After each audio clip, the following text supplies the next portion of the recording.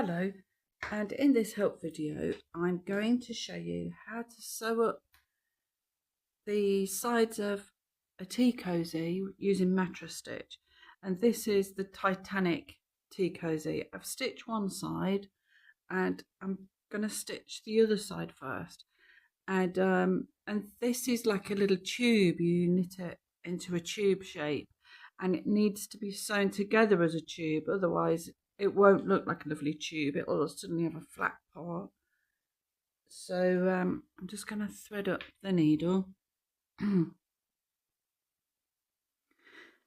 Right, and we use a Mattress Stitch because it's a nice flat stitch. You can see what you're doing, and you can see if it goes wrong straight away. So if it looks, unsightly, you can always undo it. So the yarn over here is kind of attached over this side to the inside of the tube, and I'm going to sew the inside of the tube part first.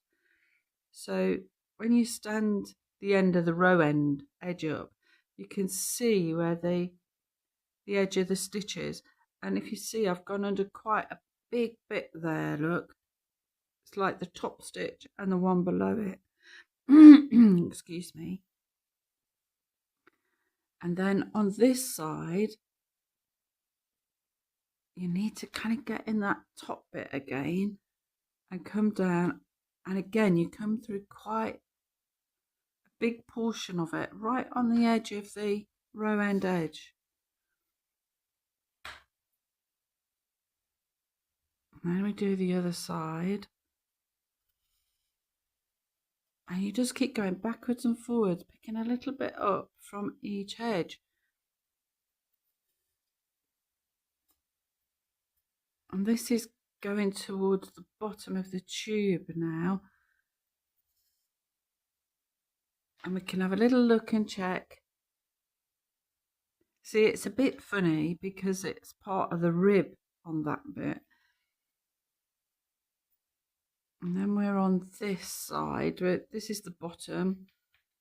And we're coming up the front edge. And you pick up a bit from that side. And then a bit from this side.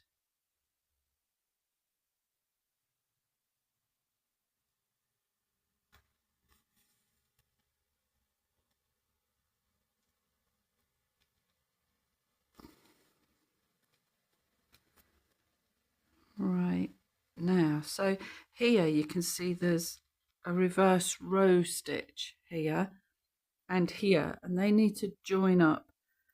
And when you're doing Mattress Stitch, you can make them join up, and I'll show you. So we're on the edge there. It's hard to see a bit in this dark colour. So I've come out directly under that row now, look. And now I'm going to go in there and come directly under that row. These two rows that I want to meet up. And now I'm just going to go under that row. That's all I've got under the needle, look. And the same on the other side. And now they're perfectly joined. And I'll go back under there just to make sure it stays. And that's it. That's as far as I need to sew up on the bottom of the tea cosy. But you can see, look, the stitches are invisible, it's joined, it's a neat seam. And it's quite flat. You know, considering I've done a seam there, it's not much chunkier than the other bits anyway. And then a couple of stitches on top of each other to hold it. And then don't cut the yarn just here because you'll always have a tuft. So go back in and take the yarn away from the end. So it's away from that end point, and give it a pull. And then when you cut the yarn, it'll retract into the knitting and be hidden forever. There it goes, it's gone. And now that's somewhere in that chunky bit. So it won't work its way out. It'll be hidden forever. Right. So they're those parts. and it goes on the tea cosy. Now, when I sew up these parts of the seam of the tea cosy, I always do it on the teapot because I need to know where the handle is. And the best way of doing it is doing it on the teapot because the handle's there to show you. But if you look, the handle starts at a higher up point than the spout. Can you see? That's a lot higher than that. So if I was to sew that all the way down to there, it wouldn't then fit the other way round on the teapot. So I would always have to remember which way round it goes, and nobody's got time for that. So I always work down to the handle. So I'll show you this side and then I'll show you how I do the other side. Right, so here we are. I've got my yarn threaded up. That's the drawn up bit, you know, where you go through all the stitches, then the loop of itself and pull it tight. And that's that bit, the drawn up bit. And now you turn the stitches on their side, look, and you can see them like that. And we start going through. So we take a bit from this side, and then we take a bit from this side, and it draws up. And yeah, you do kind of need to go in the side of the stitches. So do turn the edge up towards you so you can see, and then that will be the side of the stitch. And you just work your way down, a bit from this side and a bit from that. You know, I think a lot of people think mattress stitch is harder than it actually is, but I suppose, like everything, is practice. Once you've done it a few times, it would just come naturally.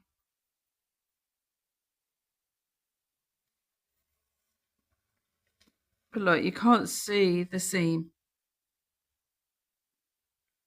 And the other added bonus is it's going to have an iceberg or something on top of it as well. It's always good if you have got seams, if you can hide them and disguise them with other elements or part of the tea cosy design. It's always good when you're sewing up to think about where the seams are, what's going on, and where you're going to place things. Right. Now then.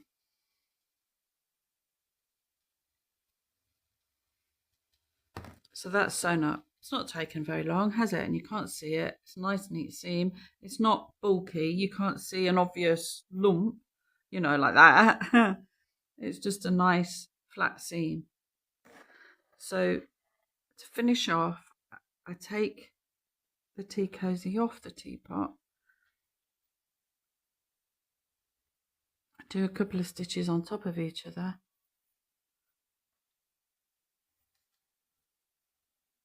But don't cut it there.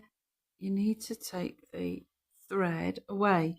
So I'll weave down the seam a little way. And then pull that through. Pull it tight so it retracts. There, and it's gone. Disappeared in the seam. It'll be gone forever. Now then. So that's the side I've just sewn up. That comes down as far as the handle on the teapot. So now I've got to sew this side up. There's the yarn to sew it up with. So I'm on this side now. So I put it back on the teapot with this side on the handle. Now, if you remember before, it looked like I got quite a long way to sew down to the spout. But when you put it on this side, you see it's only a couple of rows really. It's not far at all. So again, the yarn's there. It's a bit loose at the top here, so I'd be tempted to go back into there and out just there, just to reinforce that stitch a bit there.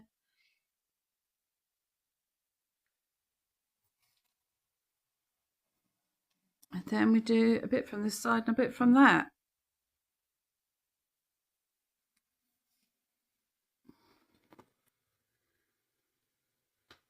It's a bit loose where you join the two sides, because the knitting doesn't hold it that tightly, so it's good to reinforce. See, I'm there already. I've only done a couple of stitches and I'm already there. That's it. So I'm going to take it off and finish off on the wrong side of the work. There's my needle.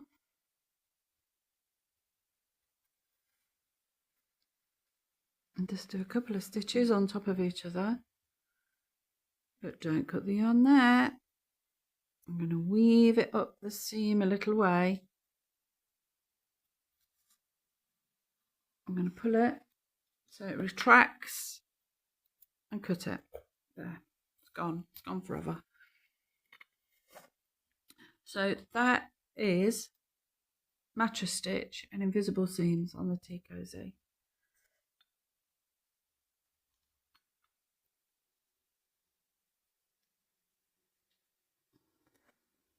And that's how you do it.